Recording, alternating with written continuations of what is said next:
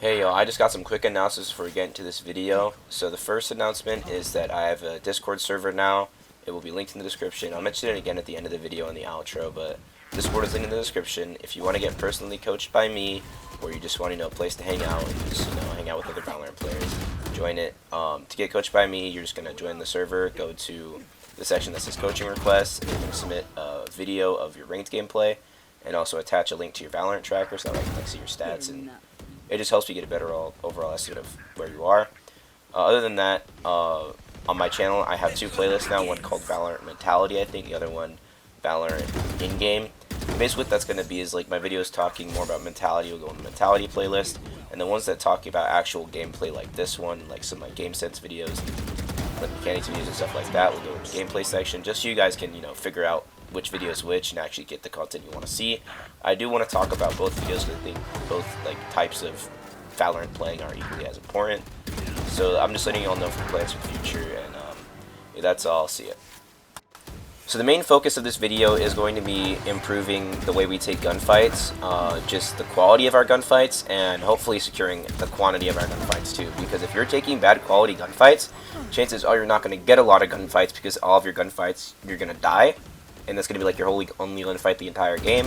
So if you have good gunfights, not only do you win gunfights, but you'll get more gunfights because your gunfights are better. And so that's really just the whole focus of this video. I know it's really repetitive, but improving gunfights is really important to Valorant, right? Because it doesn't really matter how good your brain is in this game if you can't shoot people. Like, I could give my grandma the smartest Valorant strategy brain in the entire universe, but she'd probably still be in bronze because she's never touched a controller before and has no clue how to shoot people. So it's just really important to focus on optimizing our gunfights and making every gunfight we take super high quality and as winnable for us as possible.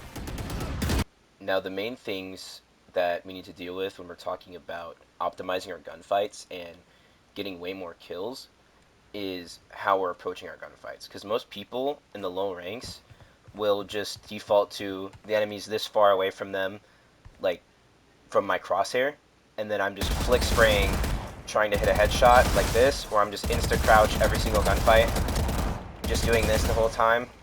Like every single fight, just immediately insta crouching and just spraying and hoping for the best. And so like even if you have a good crosshair placement, if you're an insta croucher, when you crouch, your crosshair is dropping to the chest, so it just doesn't even matter if your crosshair placement's good. You're just still hitting the chest, unless you get lucky enough to shoot your first move before you fully drop. But for the most part, you're not going to get consistent headshots, and you're just not going to be a very, very good player. So the first thing is obviously to just practice hitting headshots standing still, standing straight up, not spraying. That's really it, and just doing like tiny movements and this. And now to make sure, again, to practice our movement, we talked about the two things to do. The first one being to turn off practice mode, and to just come here, and then you're just gonna practice stopping and switching directions. And eventually, you're gonna get to do a mechanic called dead zoning, which is where you're fully running one way, and then you switch directions and you shoot a bullet, right? And so even though it looks like I'm running and gunning, I'm still fully accurate because there's a slight window in changing directions where I'm accurate. Now, you usually see people do this when they're peeking corners. This isn't really something you see a lot of in just straight 1v1 gunfights, but you will see it if, like, let's say I'm peeking this practice dummy over here, right? You'll just see me like peek angles like this, just peeking out and changing directions. This is when you usually see it, is when people are jiggling. Because it's not very useful, especially on console, just because of the sheer difficulty of strafing. And then to get better at strafing, the first thing that we're obviously going to do is turn practice spots back on. And this is kind of mixing the aim into it, where we come behind these pillars and we're just shooting the bots like this. Strafe to one side, shoot, straight back to the other, shoot. It's really simple and easy. And really just want to talk about strafing in-game, is that you really won't see very many players strafing a whole lot, and that's just because in Valorant, gunfights don't last long enough for you to just be, doing this constantly. And I am over-exaggerating, that's why I'm shooting accurate bullets. But most gunfights in Valorant aren't going to last that long for you to just endlessly do that. Really, what happens when you strafe is, like, let's say, I'm just going to start and eliminate 100 real fast. Like, let's say, right, I flick to this guy, I miss, and I shoot. I'm going to move to just correct myself and then one tap him. So, like, and that's really all the strafe you're going to see. Or, like, if my crosshair placement's bad, like, let's say, like, he's above me or something, I'll spray the body, move, and then finish the spray down. Or I'll spray the body, move, and hit a headshot. And, like, I'm just going to call it micro strafes. And those are usually just help you, like, reset your aim and to just keep you alive. Because, like, if you're just stuck here and I miss the first shot and I just keep spraying like this, chances are I am going to die.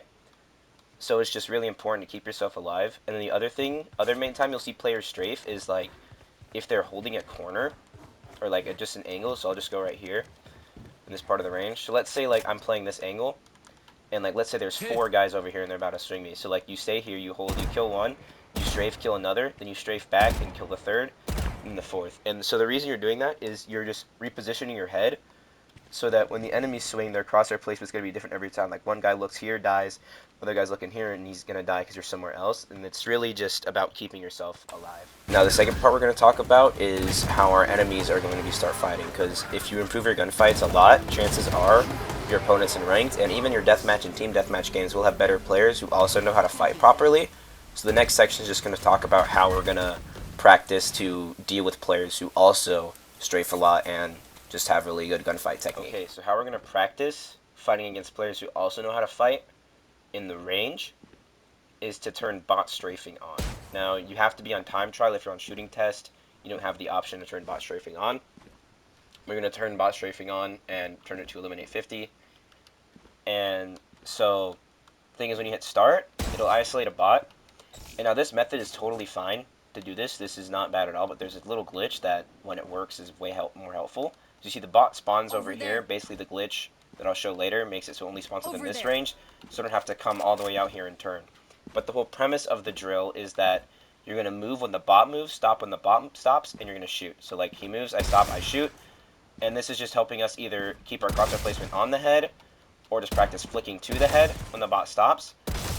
And this helps it just easier to read our opponent and also easier to keep us alive during these gunfights because obviously the bot's going to be shooting here.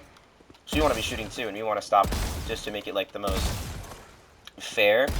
Now again, do whatever you need to do to win the fight in your ranked game, but since this is practice, we want to keep it, you know, even Stevens and practice as if we were actually giving the bot an advantage. And sometimes you'll get a standstill Steven.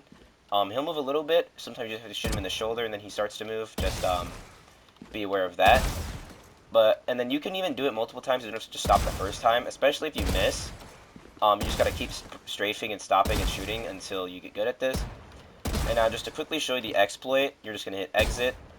And I think you want 2 bot strafing. I don't remember how to fix the glitch. And basically the whole glitch is you're going to take your deadlock ult. You're going to ult one of the bots. And then you're going to turn off practice mode with the bot still in the ult. Like that. And then he'll fall through the map. And the ult will break and respawn. Now, sometimes there's a glitch where the bot has infinite health.